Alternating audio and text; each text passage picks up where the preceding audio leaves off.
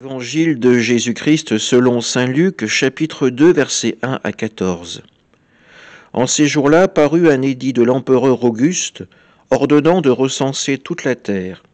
Ce premier recensement eut lieu lorsque Quirinus était gouverneur de Syrie, et tous allaient se faire recenser, chacun dans sa ville d'origine. Joseph, lui aussi, monta de Galilée depuis la ville de Nazareth, vers la Judée, jusqu'à la ville de David appelée Bethléem. Il était en effet de la maison et de la lignée de David.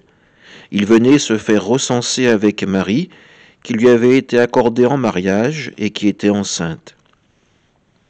Or, pendant qu'ils étaient là, le temps où elle devait enfanter fut accompli. Et elle mit au monde son fils premier-né. Elle l'emmaillota et le coucha dans une mangeoire, car il n'y avait pas de place pour eux dans la salle commune. Dans la même région, il y avait des bergers qui vivaient dehors et passaient la nuit dans les champs pour garder leurs troupeaux. L'ange du Seigneur se présenta devant eux, et la gloire du Seigneur les enveloppa de sa lumière. Ils furent saisis d'une grande crainte.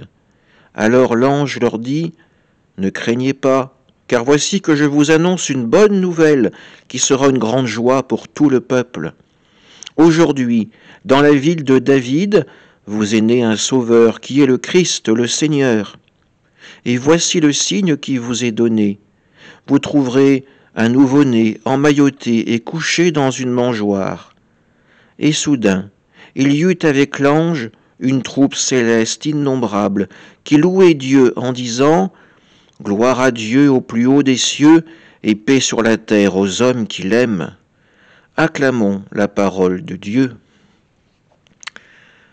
Cet évangile, nous avons pu l'entendre lors de la messe de la nuit, en ce 24 décembre. Nous attendons avec impatience la venue du Sauveur, ce petit enfant qu'il nous est donné de contempler dans la modeste crèche, la modeste mangeoire qui lui sert de berceau. Pour venir lui rendre hommage, ce ne sont pas les riches ni les notables qui seront les premiers, mais les bergers, ceux qu'on regarde avec un doute sur leur honnêteté, ceux qu'on préfère voir de loin. Eh bien, c'est vers eux que l'ange est envoyé pour leur annoncer la bonne nouvelle. Le Fils de Dieu, le Messie, est enfin venu, et ils peuvent aller le rencontrer. Nous aussi, nous avons fait ce voyage pour aller dans nos églises et contempler les crèches qui y sont disposées, pour recevoir l'Eucharistie, pour recevoir cette hostie qui est pour nous le corps du Christ, ce cadeau que Dieu nous fait en cette nuit de Noël, le cadeau de sa miséricorde, le cadeau de sa paix. Alors quand nous partirons de nos églises, que nous rentrerons chez nous, rappelons-nous que nous aussi nous sommes envoyés par le Seigneur pour être les témoins de son amour, de sa miséricorde. Sortons de nos églises avec le cœur plein de la force de l'Esprit Saint et de la joie de cette nuit de Noël.